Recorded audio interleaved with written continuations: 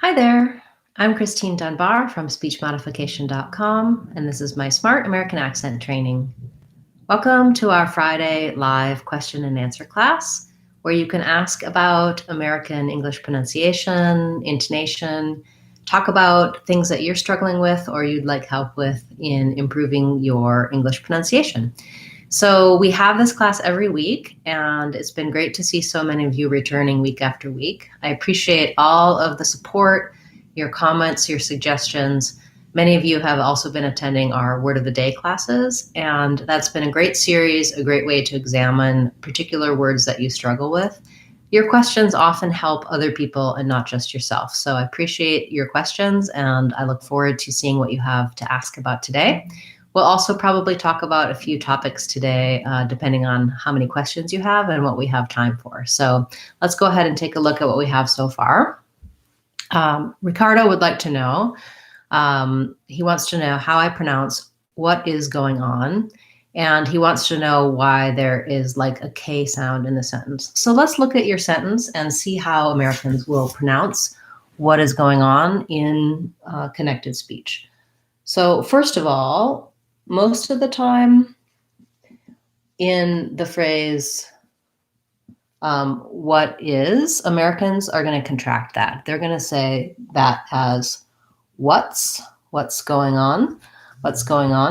And your question about whether there's a K sound, I don't really hear one. What's going. Okay, maybe what you're hearing is that when I go from the S to the G of going, what's going, that this doesn't sound quite as voiced as it might. Is that where you're hearing the K in that part? You can let me know in the comments if I'm correct there. So for fluent speech, when there are helping verbs like is and are or had and have, we will very frequently use the contraction. It's not informal, it's professional and acceptable. It's just a difference between spoken language and written language. And what's going on, we'll also link these two, going on. And basically I just glide from my NG sound into the vowel there. In some other cases with going, we might be changing the word a little bit. In this case, it stays as going. What's going on? What's going on with you guys today? Here in Seattle, it's a nice day. The sun has come out. We had some rain and wind earlier, and it's nice to see that the weather is clearing up a little bit. Hi, Miguel. Nice to see you. Let's take a look at, do feel free to ask your questions at any point, and I'll cover them, and we'll take a look at some of the requests that I've gotten recently as well. Marcos wants to know about some tips for the TH sounds. Yeah, definitely. So TH is challenging for many speakers because it doesn't come naturally. It's not part of your native language. And usually what I say, there are two main things, the placement for the TH as well as the airflow. So for many people, the placement of TH, they have a tendency to put the tongue too far back, either pushing against the teeth, in which case it'll sound like a D or a T, or down low and not pushing against the teeth, and it might sound like a S or a Z. In some cases, people will also substitute a F sound, in which case they're making it with the lip and the teeth instead of the tongue and the teeth. So to establish your TH, I would say practice just making the sound by itself, by resting your tongue gently between your teeth and blowing air over it. It can help to look in the mirror and see, can I see my tongue? You should be able to, it should be a little bit visible.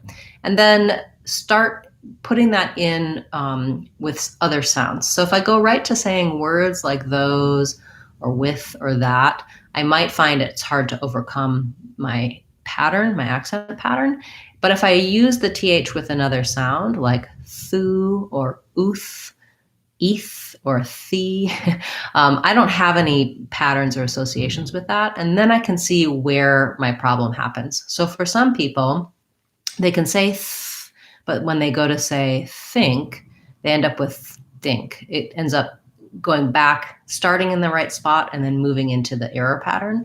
And so when they do thu or uthu, they can get used to doing just that continuing th sound without any of the other elements there. And then another challenge for the th sound is it's often on words that are unstressed, like the, or those where it's a kind of fast word, it goes by quickly in the sentence. So practicing using the and another word, like the window, the table, the time, or in common combinations like in the room, in the drawer, in the garage. Practice a lot with those frequent words so that you build a new habit using your new th, because you won't be able to really pay attention to those while you're talking.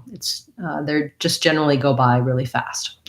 So yeah, I do have a full playlist on American th that gives you some of these tips and gives you some practice materials, as well as I'll recommend for you my ebook, which is about pronouncing the word the, but it's more specifically about how to do your th sound. And when you go to speechmodification.com, if you go to our store page, you can look at the free downloads, or I think just on the initial store page, you'll also see, if it loads for you. Yeah, you'll see here is the copy of our ebook, and that does focus on building the th sound, as well as how to begin practicing and what resources and materials you can use for changing your speech. Thank you. That's a great question. Hi, Rose. Nice to see you. Rose would like to know the pronunciation of inclusive. Let's look at that. Inclusive. And then she also wants to know plummet versus plummeted when used in a sentence. So inclusive, we have second syllable stress for that. Just sounds like an in. And then clue, we have just the oo vowel. Include. This S says the S sound, and we have a lax if vowel, inclusive.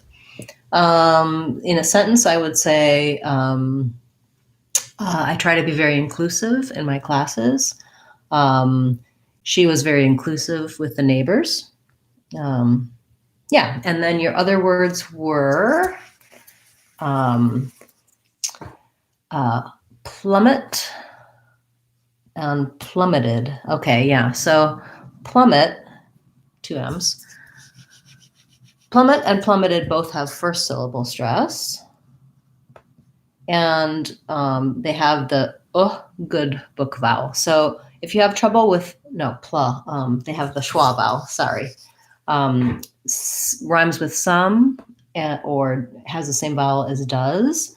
So I'll just write that. It's just like the word plum, the fruit, plummet. And then this unstressed syllable is going to have either a schwa or an vowel, just a reduced vowel, plummet. I think I use the in this one.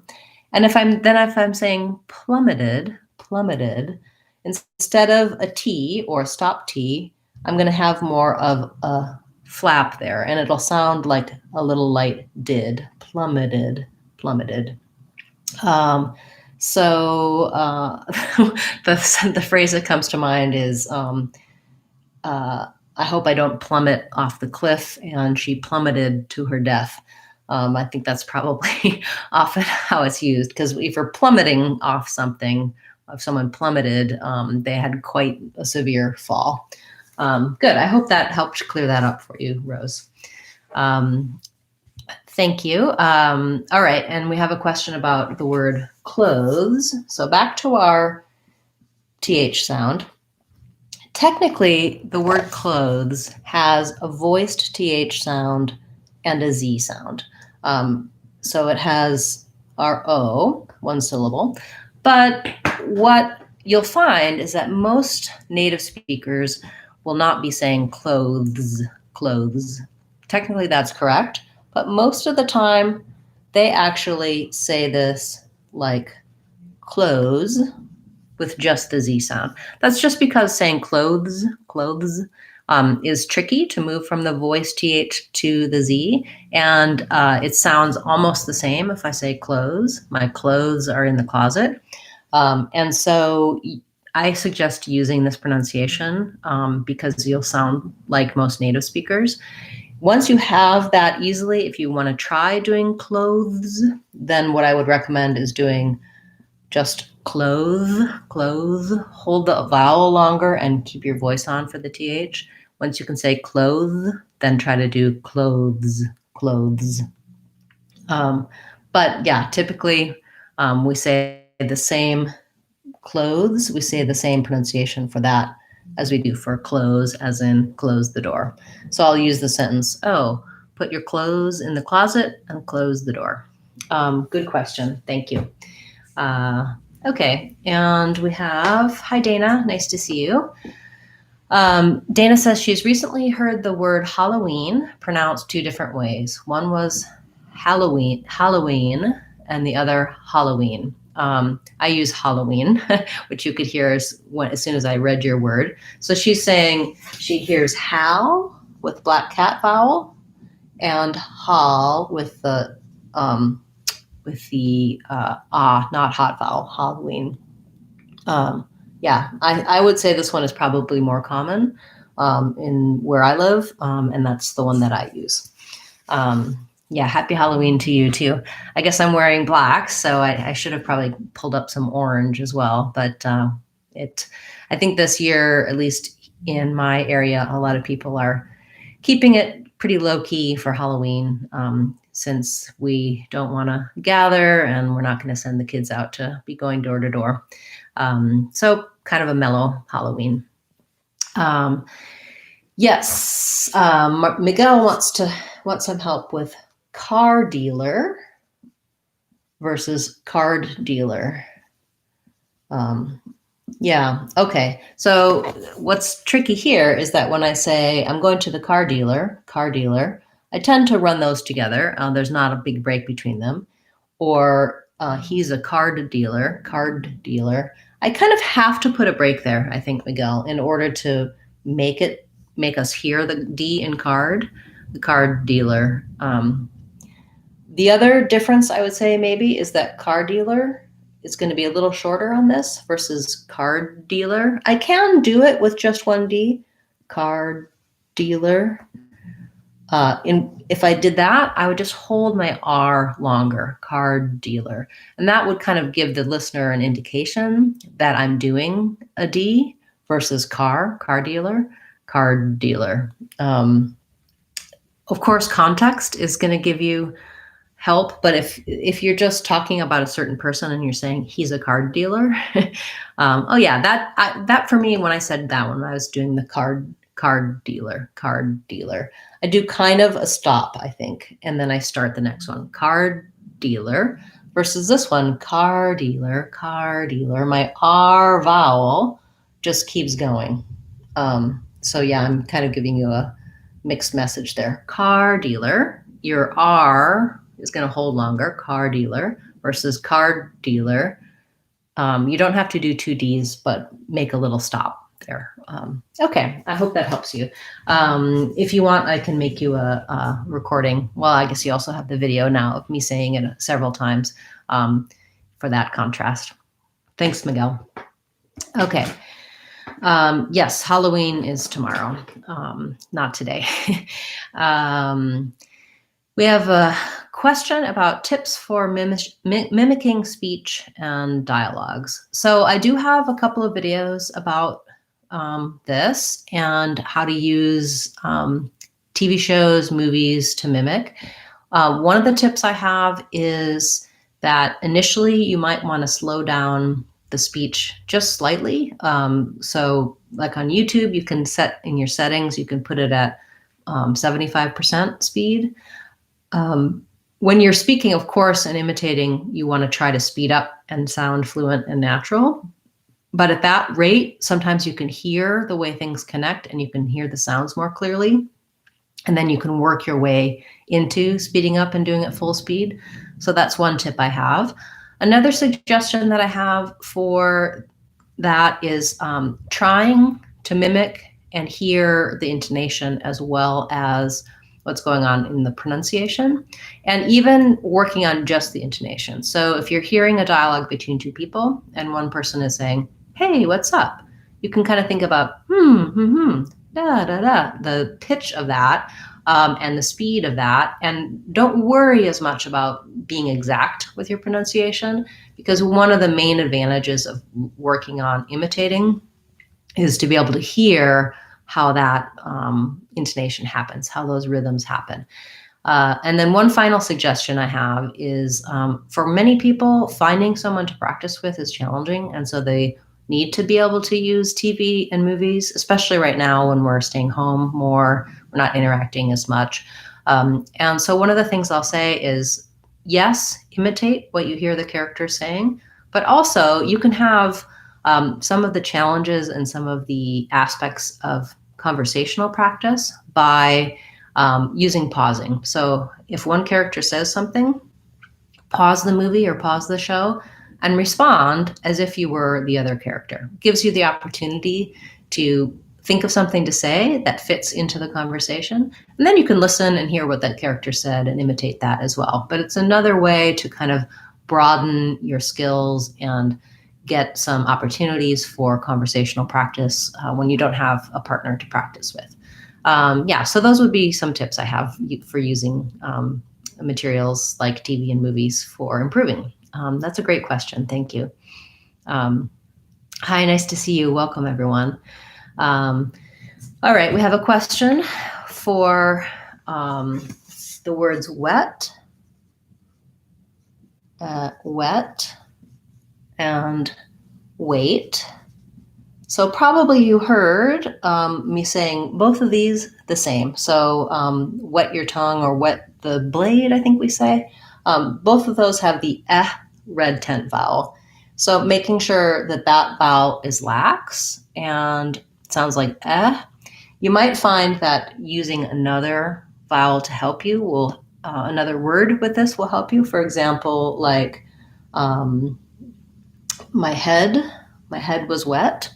And then with wait, we have the tense A vowel, which we often spell with AI or AY. And that one is a diphthong. So it glides from A to I, A.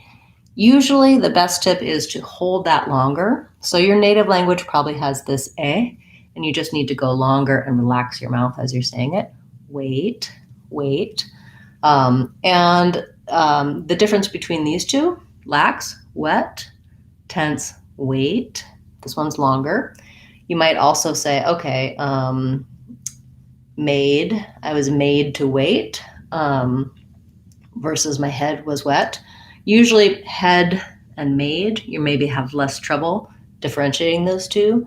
So you can use those as an anchor point to try to pull these two or these three words apart. These two you don't need to pull apart because they have the same pronunciation. Great question. Thank you so much. Let's see. Emphasizing, please put emphasis when it's plural and singular. So let me know a little bit more what you mean. Maybe you're asking about something I was talking about previously. In general, when something's plural, we're adding the S or Z sound. And I'm not sure if there was a word that we were looking at that you would like help with. If you want to know just about plurals in general, then just ask me another question. I'll make sure I cover that for you as well. The name Gloucester in the King Lear play. Okay, so I'm going to check that one because I'm not sure. It might be Gloucester. It might be Gloucester. I'm actually reading some Shakespeare right now, and that's something I should probably check. I find when I'm reading, I often am looking up words for their pronunciation or their meaning. So I'm going to use the Oxford Learner's Dictionary. It might not be in here because it's a proper noun and it's a name, but we can check it. So I know that C sometimes has the chess, the CH sound in words like this. Okay, no, it is here in here. And they're saying that it's Gloucester in American English. Gloucester. So not an owl. I was incorrect. Not Gloucester, Gloucester. And in British English, Gloucester. Gloucester, Gloucester. So they have kind of an aw vowel that we don't have. This, we have the not hot vowel, Gloucester. Gloucester. Gloucester. Okay, interesting question. Thank you. Hi, nice to see everyone here. So many nice greetings. It's great to see you guys. Question about a little info about how the American accent ended up sounding the way it does. Why mostly soft sounds instead of hard sounds. So accents and dialects develop because of regional differences. And so the American accent came from, English speakers coming from England, living in a new place, and the influences of all of the other languages in the US. So there were lots of German immigrants, Irish, people from Africa, from Spain, from France. All of these different languages meant that the accents of the people speaking English affected how the American English developed. It's not something I've spent a lot of time researching, but I do know in general about different dialects and how the influence of the people speaking them, as well as time and word choice, changes them. So yeah, that's a great question. And I would say that you can probably find some interesting scholarly articles and books about it that will tell you in more detail how we shifted. English itself, of course, has shifted over time dramatically, which is a big part of why our spelling is so poor in terms of how well it matches the sounds. A lot of times the spelling of English reflects the old way words were pronounced in Middle English or Old English or loan words from other languages. And so, that's about all I can say about that. I haven't researched a lot specifically about the American dialects history, but I do know that it's shifted and changed over time. So modern American English is going to be drastically different from 50 years ago and 100 years ago. It's an ever-evolving language is an ever-evolving thing, as well as pronunciation is often changing. So sometimes things that are mispronunciations eventually get adopted by enough people that they no longer are mispronunciation, and then that's just the new way something is pronounced. Great question. Thank you. Okay, so let's see. I want to make sure I don't miss anybody's question. If I miss yours, let me know and repeat it again. I'm trying to scan through as we go. All right. Hi, Judith. I'm so glad to hear that someone was saying they got good grades on their presentation from using the videos. So I'm really happy to hear that. It's great to hear that you're having positive results. And I think it's due to your hard work. So good for you. Hi, Halim. Halim would like to know about the words altitude and curriculum. So let's look first at altitude. We have first syllable stress, altitude. We have the black cat vowel, altitude. I'm just trying to see if in connected speech, if I actually say this T, when I'm saying just altitude, I'm saying the T with a release of air, altitude. Altitude. And I'm for both of them. Yeah, I think we do actually say these T's, both of these T's in altitude. The plane is at altitude. It's kind of different because a lot of times the T in the middle of words will become more of a flap or a stop T, but in this case not.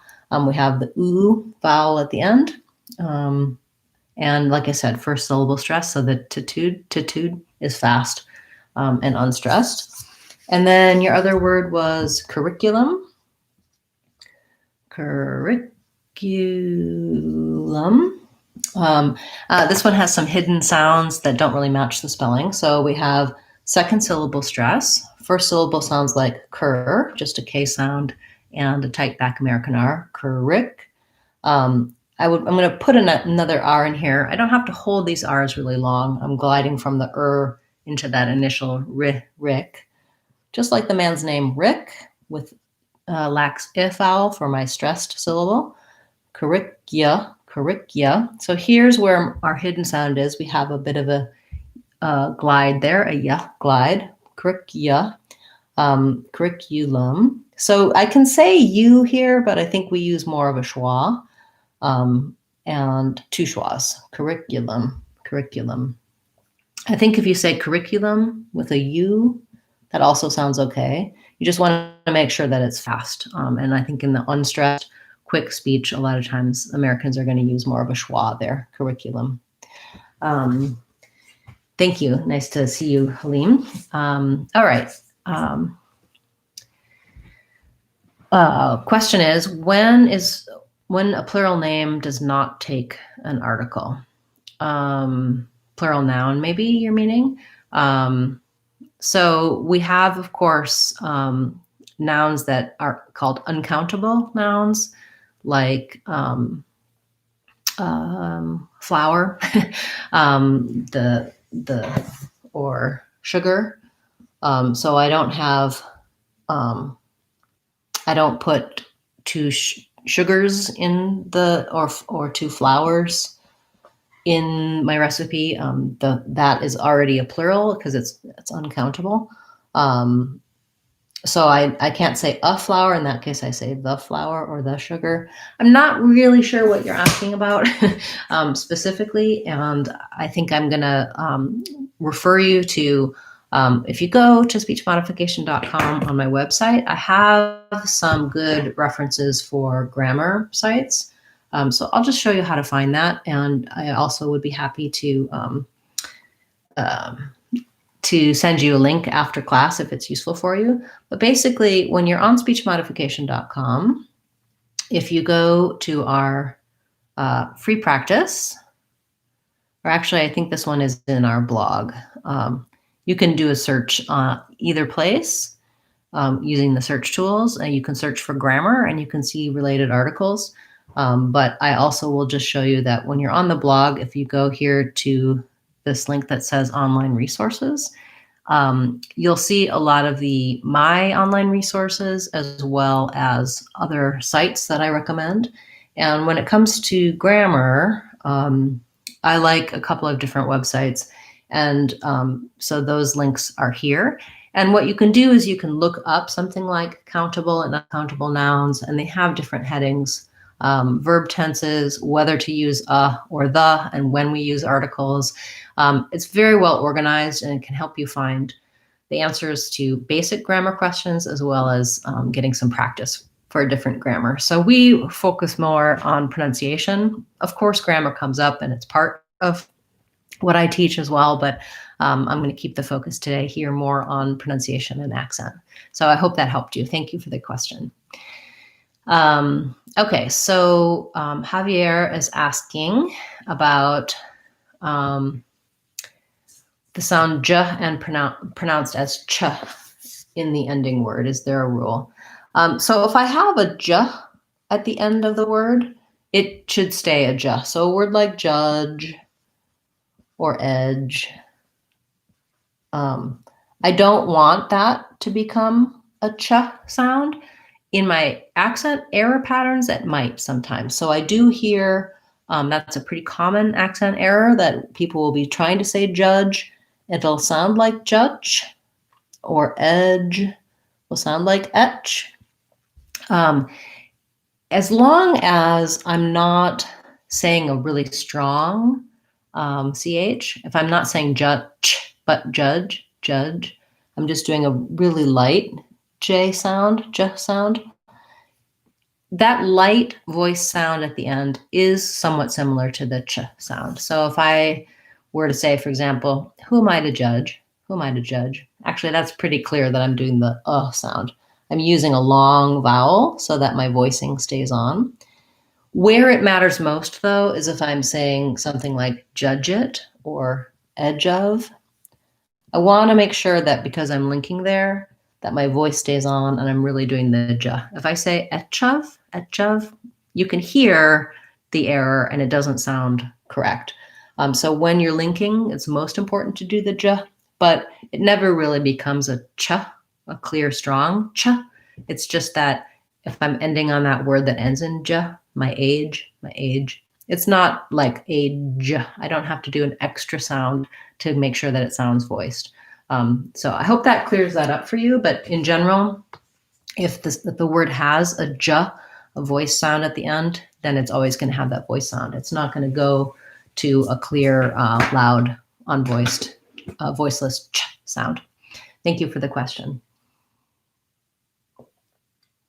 Ahmed, you read my mind. I actually just am working on a new video for the words flower and flower. That'll be released in our Word of the Day series soon. To answer your question, these two are both the same, and they have the ow diphthong. So usually looking at this one is easier for people. So thinking about the ow, the diphthong is written like this, and I often write it like that. I'm doing ow. I'm just closing to more of an oo from my more open ah, ow. And then because I'm going from the ow to the sound, we get a little glide in between. So even though there's no W written here, we say it with that gliding W, flower, flower. If I go really slow, flower, you can hear that because I'm moving from ow to my lips naturally do that glide, flower. I'll be teaching that in more detail in the upcoming video, but that's a great question. A lot of people struggle with flower. We'll also be talking about the word floor in that video. Okay, Javier is asking about the difference between taken and abducted. And I would say look those two up in the dictionary and read some of the examples. Taken is more general and abducted is more specific. Good Day wants to know how to pronounce to me.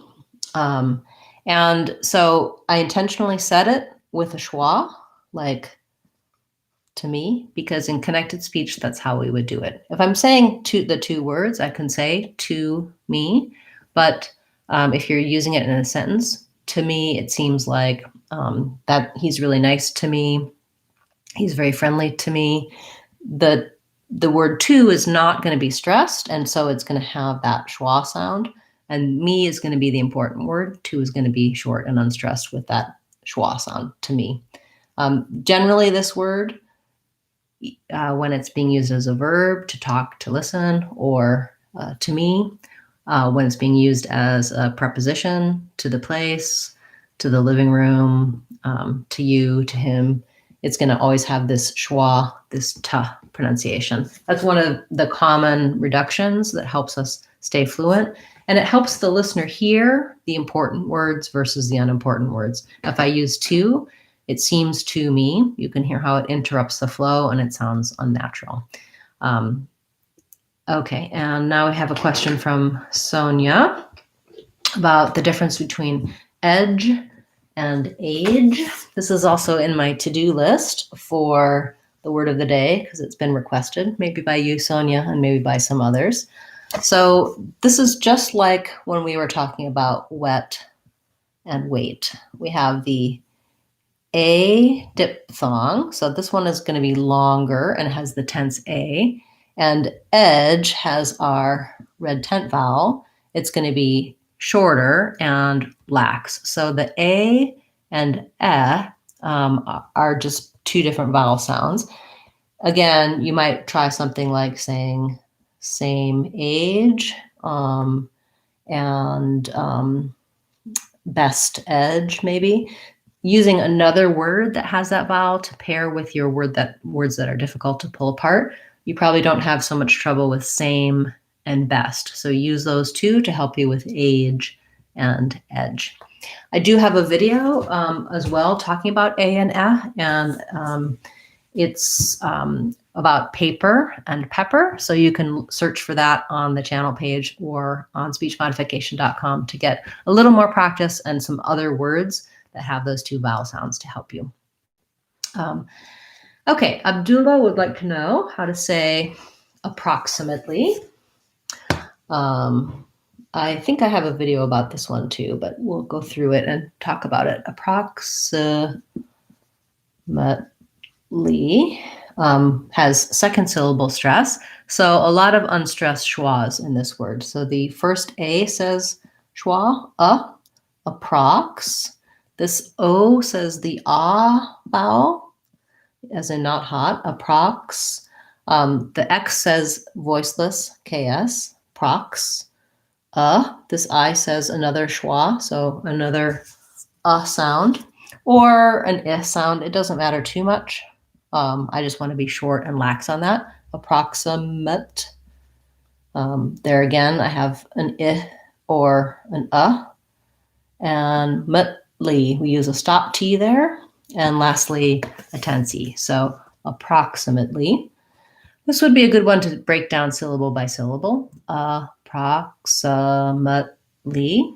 And then to speed it back up, approximately, approximately. You can also start on the stress syllable, prox, proximate, approximately, approximately. That helps you emphasize that that's where the length is and that's where the clear vowel is. Yeah, that's a tough word. Thank you for that suggestion. Okay, great. So we'll do a couple more and then I'm going to sign off for today because we're running a little long. It's great to have so many good requests and to see so many of you here today. Thank you. Sandra would like to know about oblivious and unobtrusively. Okay, so let's do oblivious first. We have, again, second syllable stress and a schwa. So then we have our I vowel, obliv, and then this letter I says E, and then we just have another schwa, oblivious. Probably, or maybe what might be causing a struggle for you for this word is it has the B and the V. So for make sure the lips are fully closed. Obliv, release into the L, live, and your V, you want your upper lip, upper teeth and lower lip together. So you can just try live, bliv, or try blih, bliv, to make sure you can make that B and that V in short sequence.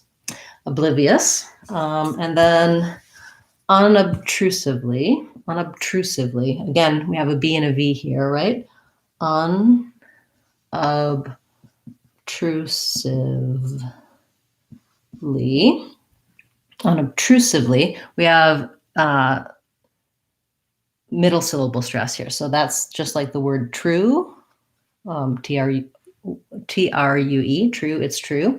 This is another two schwas, so that O has the reduced vowel, unobtrusively,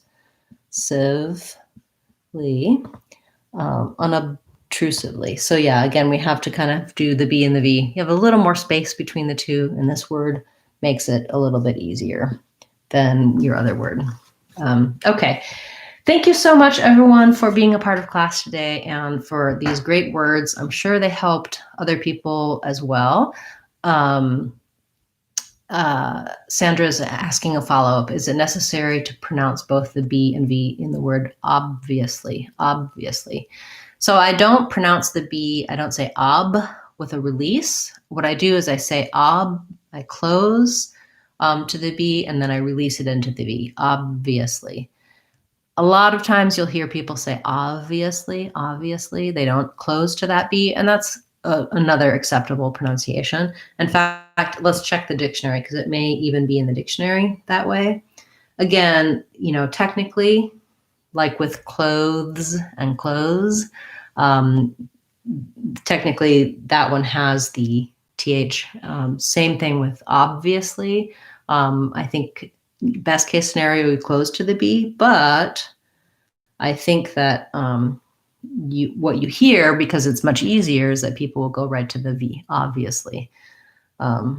Yeah, so in the dictionary, they're showing it with the B, but you can easily get away with saying obviously instead of obviously. I think anyone who's criticizing that, a great percentage of native speakers just use the V there. Okay, great. So Ahmed, I have a video about comfortable, so I'll refer you to that for comfortably, and we can come back and take additional words and requests next week.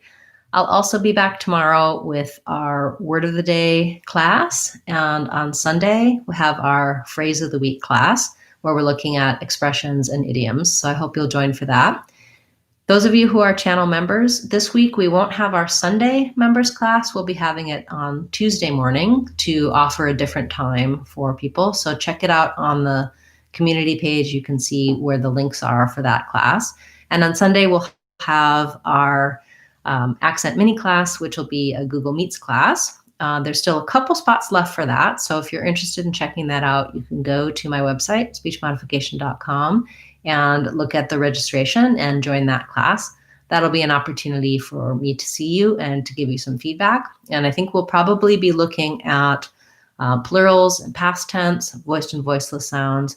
And also included with that class, you can get a free month of my online course. So that's a great opportunity, and members are invited to come to that class for free. So you just need to let me know if you'd like to attend. I'll send you the link to join. If you're not a member and you'd like to come, you can purchase, it's a $5 class. So I'm intentionally making it accessible and inexpensive. And if you can't or aren't interested in coming to that, that's no problem. We'll continue to have our free weekly classes as well as our daily Word of the Day classes. Thank you so much to those of you who subscribed, and especially to our channel members. I appreciate your support. It allows me to bring more training to more people. I'm Christine Dunbar from speechmodification.com. Remember, if you want to sound like a native speaker, you can do it. speechmodification.com. Bye, guys. See you tomorrow.